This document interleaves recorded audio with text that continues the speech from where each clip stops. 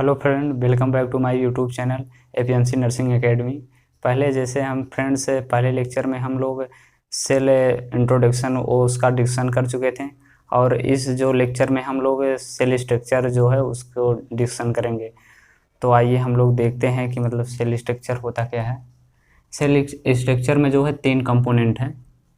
First है cell covering. Cell covering में 2 component आ गए, एक सेल वॉल, दूसरा है cell membrane.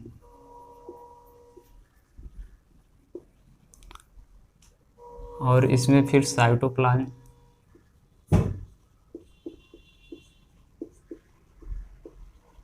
Then nucleus. Cell wall जो होता है ये प्लांट में पाया जाता है और जो सेल मेम्ब्रेन होता है ये प्लांट और एनिमल दोनों में पाया जाता है। Plant, animals. अब इसका थोड़ा सा हम लोग डिफरेंट यही देख लेते हैं। सेल वॉल जो होता है ये प्लांट में पाया जाता है और सेल मेम्ब्रेन जो होता है प्लांट और एनिमल में दोनों पाया जाता है। सेल वॉल का जो कवरिंग होती है ये सेलुलोज से बनी होती है और सेल मेम्ब्रेन का जो कवरिंग होती है ये लिपिड और प्रोटीन बाइलेयर की बनी होती है। अब हम लोग देखते हैं साइटोप्लाज्म। साइटोप्लाज्म को में देखते हैं इसमें क्या क्या कंटेंट है। एक है साइटोसोल, या इसको मैट्रिक्स भी बोल सकते हैं। दूसरा है सेल ऑर्गेनेल्स। तीसरा इसमें है सेल इंक्लूजन। अब देखते हैं सेल जो ऑर्गेनेल्स है इसको फर्दर 2 पार्ट में हम डिवाइड करते हैं। एक है मेम्ब्रेनलेस। क्या है? मेम्ब्रेनलेस। और दूसरा इसका क्या है? मेम्ब्रेन्स। अब देखते हैं सेल ऑर्गेनेल्स में ये जो मेम्ब्रेनलेस है इसके अंतर्गत क्या क्या आता है। तो इसके अंतर्गत जो पहला है ये है राइबोसोम, दूसरा है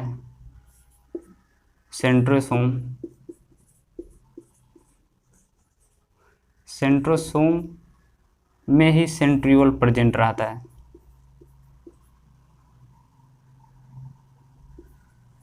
सेंट्रियोल्स जो होता है प्रेजेंट रहता है। अब मेम्ब्रेन लेस में इसको फर्दर जो मेम्ब्रेन है इसको 2 भागों में डिवाइड किया गया है। एक है सिंगल मेम्ब्रेन बाउंडेड। क्या? Single membranes bounded. एक है डबल मेम्ब्रेन बाउंडेड।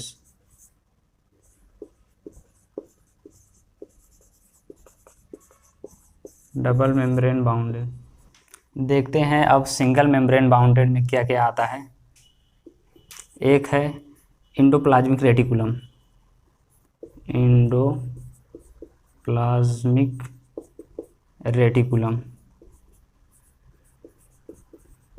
दूसरा है गाल्जी अपरेटस।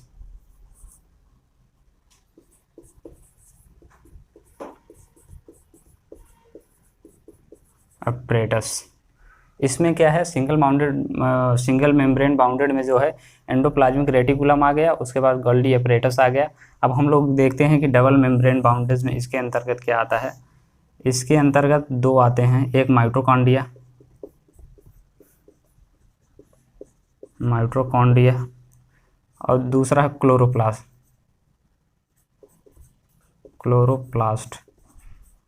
क्लोरोप्लास्ट। एक इसमें एक और क्वेश्चन निकल के आता है, ये जो क्लोरोप्लास्ट है इसमें जो है इसको लार्जेस्ट सेल ऑर्गेनल्स भी बोलते हैं, लार्जेस्ट सेल ऑर्गेनल्स, इसको क्या बोलते हैं, लार्जेस्ट सेल ऑर्गेनल्स भी बोलते हैं। और माइटोकॉन्ड्रिया जो है, ये जो माइटोकॉन्ड्रिया है, इसको माइटोकॉन्ड्रिया को सेकेंड लार्जेस्ट सेल ऑर्गेनल्स बोलते हैं। कभी कभी भी एक क्वेश्चन पूछ लेता है कि जो लार्जेस्ट सेल ऑर्गेनल्स है वो कौन सा है, तो क्लोरोप्लास्ट है। और सेकेंड है जो लार्जेस्ट सेल ऑर्गेनल्स है वो माइटोकॉन्ड्रिया है। देन अब हम लोग देखते हैं इसके बाद,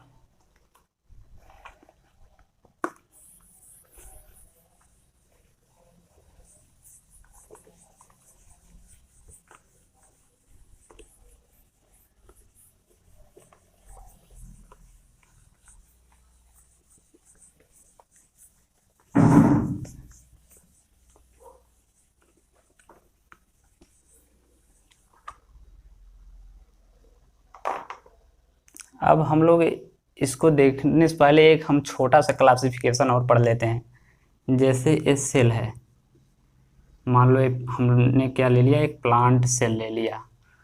प्लांट सेल में से अगर हम लोग जो है सेल वाल को, प्लांट सेल है, प्लांट सेल में से अगर हम लोग सेल वाल को निकाल दें, सेल वाल को निकाल दे रहे हैं, तो क्या बचता है, प्रोटोप्लास्ट बचता है, प्रोटोप्लास्ट बचता है। देन अगर हम प्रोटो जो प्लास्ट है, इसमें से हम लोग सेल मेम्ब्रेन को निकाल दें, सेल मेम्ब्रेन जो सेल मेम्ब्रेन है उसको हम निकाल दें, तो क्या बचेगा, प्रोटोप्लाज्म बचेगा, प्रोटोप्लाज्म बचा। अब हम जो है प्रोटोप्लाज्म से क्या निकाल देते हैं, न्यूक्लियस, उसका न्यूक्लियस ही निकाल देते हैं, न्यूक्लियस। अगर हम लोग प्रोटोप्लाज्म में से न्यूक्लियस को क्या है रिमूव कर दिए, तो क्या बचता है, साइटोसोल बचा, साइटोसोल। देन इसका जो एक छोटा सा क्लासिफिकेशन है, कभी कभी पूछ देता है एग्जाम के बेस से कि अगर हम प्लांट सेल में से सेल मेम्ब्रेन को निकाल देते हैं तो क्या बचता है, क्या बचेगा भाई, ये बचेगा प्रोटोप्लास्ट बचेगा। तो आई होप आपको इतना समझ में आया होगा। तो आगे हम लोग इस चलते हैं।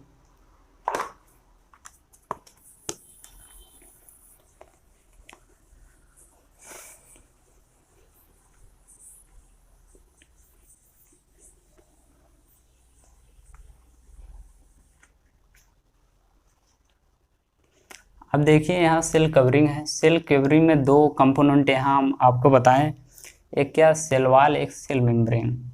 अब जो हम सेल वाल, ये तो प्लांट में हम पढ़ेंगे, इसका हम लोग अलग से टॉपिक, सेपरेट टॉपिक डिस्कशन करेंगे।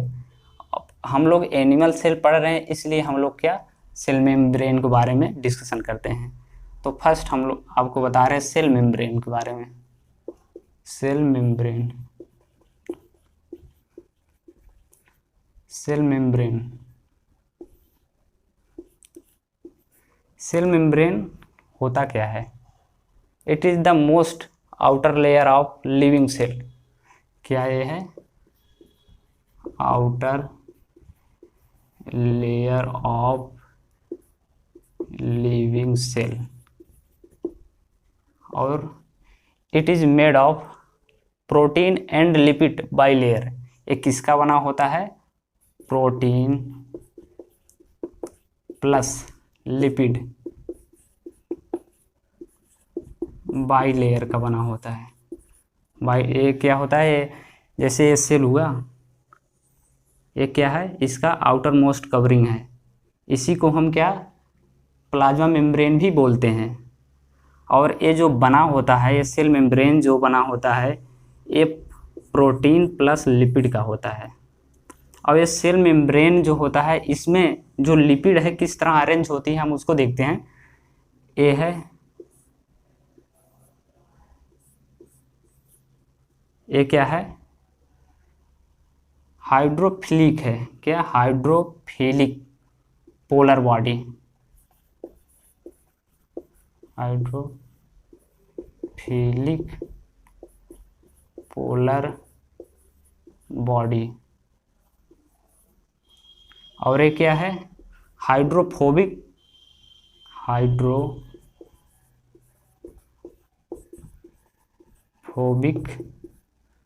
टेल। ये क्या है, हाइड्रोफोबिक टेल है। जैसे इस तरह से ऐसे इसमें अरेंज होते हैं, इसी तरह से जो होता है लिपिड अरेंज होता है। तो हाइड्रोफिलिक पोलर बॉडी जो होता है, ये क्या करता है, ये जो वाटर होता है, जो तरल लिक्विड होता है, उसको क्या अपनी ओर अट्रैक्शन करता है। ये जैसे क्या करता है, ये लव करता है वाटर वगैरह, जो लिक्विड मटेरियल है उससे क्या करता है, वो अट्रैक्शन करता है। अब इसमें यहाँ देखते हैं टेल में जो होता है, ये क्या होता है, हाइड्रोफोबिक। जैसे कि आप लोग जानते ही हैं, फोबिया माने डर लगना, या क्या ये जो वाटर और सब लिक्विड तरल पदार्थ हैं उससे क्या होता है, ये अपने संपर्क में आने ही नहीं देता है, ये जो इसका टेल है। तो इसी तरह जो होते हैं कि सेल मेम्ब्रेन में जो होते हैं लिपिड जो होते हैं अरेंज होते हैं। अब हम लोग इसके देखते हैं फिर, ये क्या करते हैं, जैसे इसी सेल मेम्ब्रेन से ही क्या होता है, SO2 प्लस CO2 का एक्सचेंज होता है। भाई से जो इसको सेल को लिविंग जो कंपोनेंट है इसके अंदर, उसको जीवित रहने के लिए ऑक्सीजन चाहिए, तो इसी सेल मेम्ब्रेन से ही O2 और CO2 का एक्सचेंज होता है। और जो इसमें जो यहाँ ब्लड है, ब्लड के द्वारा क्या करते हैं, ये न्यूट्रिएंट्स को भी, जो वेस्ट मटेरियल जो इसको चाहते हैं, जो साइटोप्लाज्म को सेल मेम्ब्रेन जो भी चाहते हैं उसको जीवित रहने के लिए, न्यूट्रिएंट से ब्लड के द्वारा सेल मेम्ब्रेन क्या करता है, उसको ऑब्जर्व करता है। अब देन हम लोग देखेंगे साइटोप्लाज्म। आई होप आपको ये समझ में आया होगा, तो आप इसको वीडियो को पॉज कर नोट्स भी बना सकते हैं आप।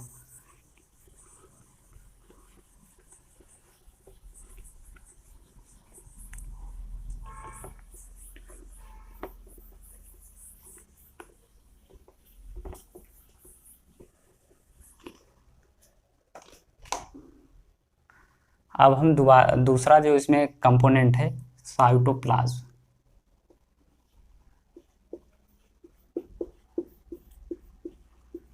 साइटोप्लाज्म देखते हैं। सेल के अंदर न्यूक्लियस के अतिरिक्त जो कंपोनेंट होते हैं उसे साइटोप्लाज्म कहते हैं। जैसे ये सेल हुआ, ये क्या है, सेल है, ये मान लो न्यूक्लियस है।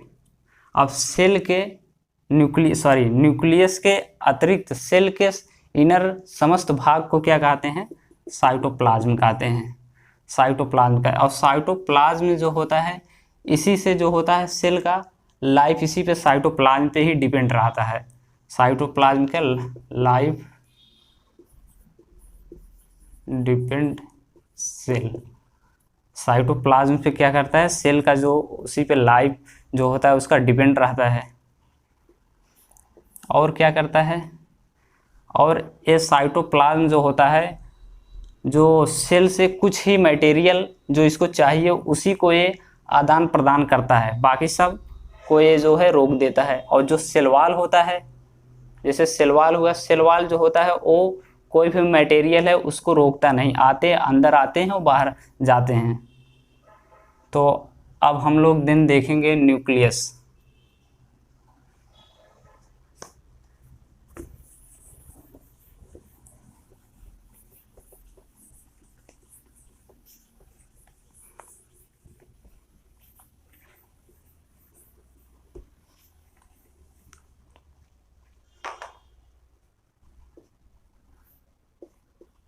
चलिए, न्यूक्लियस को पहले देखने से पहले हम जो सेल में जो साइटोप्लाज्म है, उसमें सेल ऑर्गेनल्स जो होते हैं उसके बारे में हम लोग डिस्कशन कर लेते हैं। जैसे पहला हुआ माइटोकॉन्ड्रिया। भाई ये तो सेल ऑर्गेनल्स है जो साइटोप्लाज्म के अंतर्गत आएगा। माइटोकॉन्ड्रिया क्या है, साइटोप्लाज्म में छोटी या बड़ी आकार की संरचना रॉड शेप की जो दिखाई देती है, इधर उधर घूमती रहती हैं, हम क्या कहते हैं, उसे माइटोकॉन्ड्रिया कहते हैं। ये कभी कभी एकत्रित हो जाती हैं और कभी कभी ये जो होती हैं बिखर जाती हैं, ये एक जगह पे नहीं रहती है। इसके मतलब एक्टिविटी के अनुसार से इसका शेप और साइज जो होता है छोटा और बड़ा होता रहता है। और जो होते हैं माइटोकॉन्ड्रिया जो है, फर्स्ट जो है ये किसने मतलब जो माइटोकॉन्ड्रिया है कैसे उत्पन्न हुई, इसके बारे में हम लोग देखते हैं। इसका कोकिलर एक साइंटिस्ट हैं जो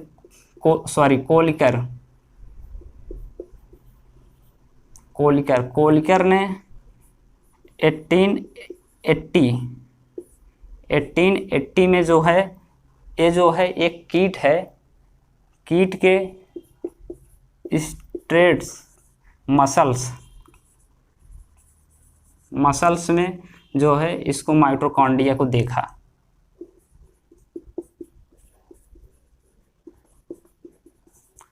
जो कोलिकर है 1880 में स्ट्रेट मसल, जो कीट के स्ट्रेट माने रेखीय जो पेशी होती हैं उसमें माइटोकॉन्ड्रिया को देखा। उसके बाद एक और साइंटिस्ट हैं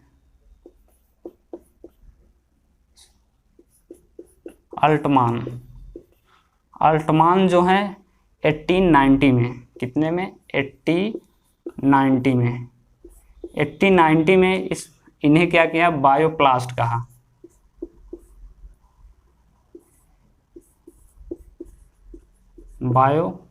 कहा।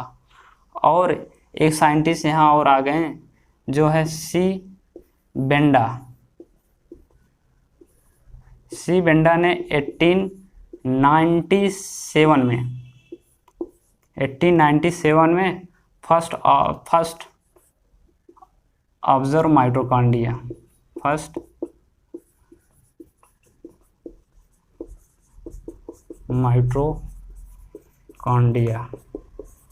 ये हो गए ये साइंटिस्ट के बारे में। आई होप आपको समझ में आया होगा। जैसे कोकिलर जो साइंटिस्ट है, कोलिकर जो साइंटिस्ट है 1880 में जो होते हैं कीट के स्ट्रेट मसल्स में माइटोकॉन्ड्रिया को देखा। उसके बाद अल्टमान 1890 में जो है इसको माइटोकॉन्ड्रिया को बायोप्लास्ट कहा। और फिर सी बेंडा जो है 1897 में ये जो है फर्स्ट माइटोकॉन्ड्रिया देखा। अब इसके बाद हम लोग डिस्कशन करते हैं आगे।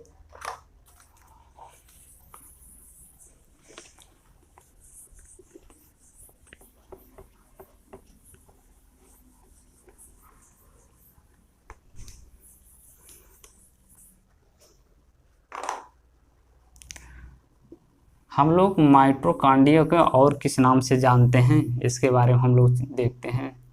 माइटोकॉन्ड्रिया को हम पावर हाउस ऑफ सेल भी कहते हैं, power house of the cell.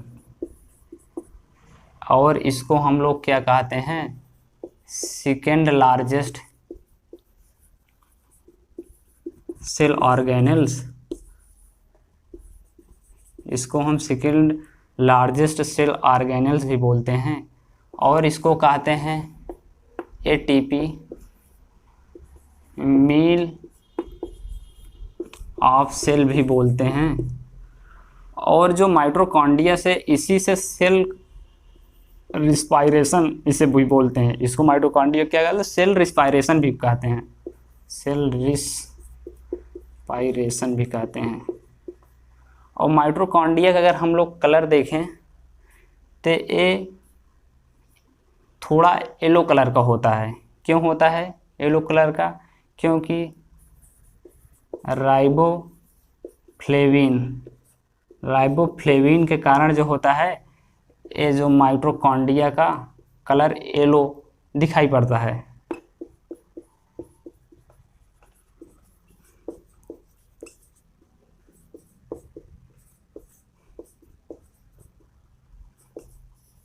Yellow दिखाई पड़ता है। आई होप आपको इतना समझ में आया होगा। जो नेक्स्ट सेल ऑर्गेनेल्स है गोल्गी एपरेटस। ये क्या होता है, एक कप लाइफ स्ट्रक्चर होता है। ये जो होता है मेम्ब्रेन्स का समूह होता है, एक मेम्ब्रेन का समूह, group of membrane, group of membrane, group of membrane. और ये स्ट्रक्चर एंड फंक्शनल रूप से एंडोप्लाज्मिक रेटिकुलम से संबंध रखते हैं। Attach with structure and functional endoplasmic reticulum. और ये क्या होता है, ये सेल के समीप पाए जाते हैं। ये क्या होता है, सेल के समीप पाए जाते हैं और केमिकल कंपोजिशन में, केमिकल कंपोजिशन में एक या लाइपोप्रोटीन अधिक होते हैं, लाइपोप्रोटीन अधिक होते हैं, अधिक होते हैं। अब नेक्स्ट हम देखेंगे एंडोप्लाज्मिक रेटिकुलम के बारे में। जो नेक्स्ट सेल ऑर्गेनेल्स है, एंडोप्लाज्मिक रेटिकुलम।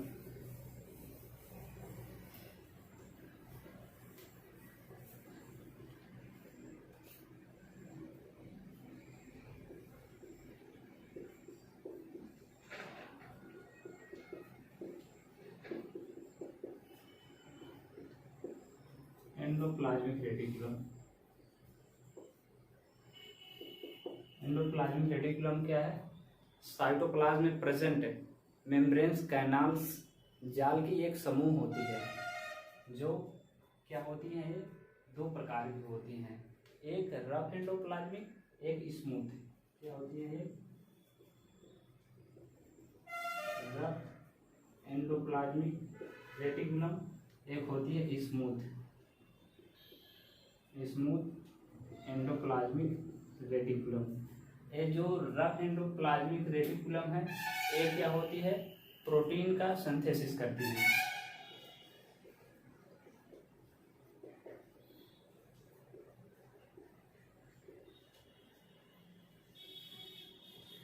और जो स्मूथ एंडोप्लाज्मिक रेटिकुलम होता है, ये लिपिड प्लस स्टेरॉइड हार्मोन्स का सिंथेसिस करती है, स्टेरॉइड हार्मोन, हार्मोन ये क्या करती है, सिंथेसिस करती है। ये क्या होता है, लिपिड और स्टेरॉइड हार्मोन्स का जो होती है सिंथेसिस करती है। और ये जो होती हैं वो मसल सेल में इम्पल्स जनरेट करती हैं, जो कि सेल जो मसल सेल में जो इम्पल्स जनरेट की, उसके बाद लीवर सेल जो होता है इसका प्रोटीन और कार्बोहाइड्रेट का संश्लेषण करता है। देन स्टोमस से क्या होता है, HCl का सिक्रेशन होता है। ये तो हुआ एंडोप्लाज्मिक रेटिकुलम के बारे में डिटेल्स। अब हम लोग अगला सेल ऑर्गेनेल्स क्या देखेंगे, राइबोसोम।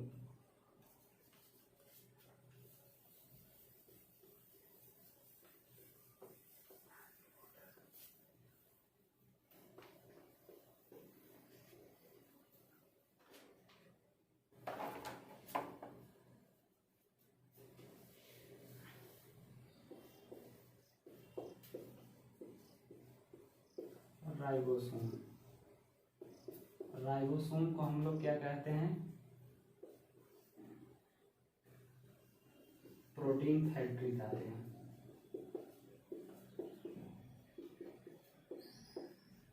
ये क्या होते हैं, हाईएस्ट नंबर सेल ऑर्गेनेल्स,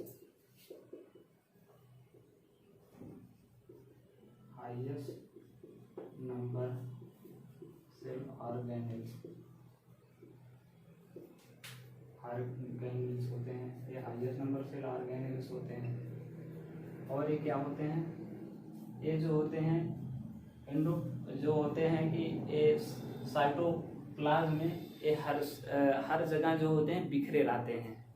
कभी ये इकट्ठे हो जाते हैं, सट जाते हैं एक दूसरे पंक्तियों की तरह, और कभी ये जो होते हैं दूर दूर बिखर जाते हैं। अब हम लोग देखते हैं दूसरा सेल ऑर्गेनेल्स,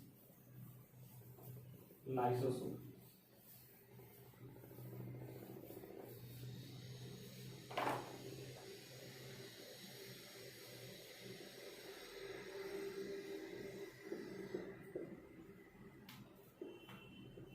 लाइसोसोम लाइसोसोम हम सुसाइड बैग बोलते हैं। सुसाइड बैग जिसे आत्मघाती थैली कहते हैं। और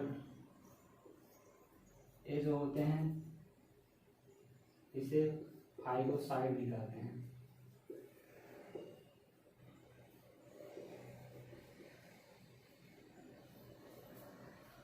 अब हम लोग अब दिन देखेंगे न्यूक्लियस के बारे में। अब देखते हैं न्यूक्लियस की खोज किसने की। एक साइंटिस्ट हैं जो हैं रॉबर्ट ब्राउन।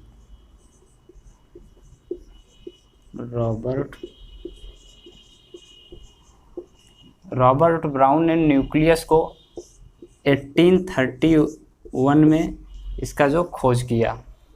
अब देखें न्यूक्लियस क्या होता है। इरिथ्रोसाइट को छोड़कर बॉडी के समस्त कोशिकाओं के मध्य एक गोलाकार संरचना होता है जिसे हम न्यूक्लियस बोलते हैं। और न्यूक्लियस में जो होता है कि डबल मेम्ब्रेन एक कवरिंग होती है। क्या होता है? डबल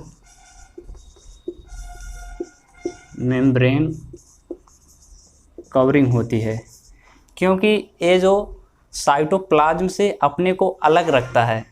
ये जो डबल मेम्ब्रेन जो कवरिंग होती है न्यूक्लियस का, वो क्या करता है कि साइटोप्लाज्म से अलग रखता है। और क्या है, इसी न्यूक्लियस में जो है डीएनए पाया जाता है। डीएनए ये क्या है? जेनेटिक मटेरियल है। डीएनए क्या है? Genetic material. जेनेटिक मटेरियल है। एक एक्सेप्ट है। क्या है? आप लोग इसको ज़रूर स्टार लगा लीजिए, नोट कर लीजिए, जो है कैमल।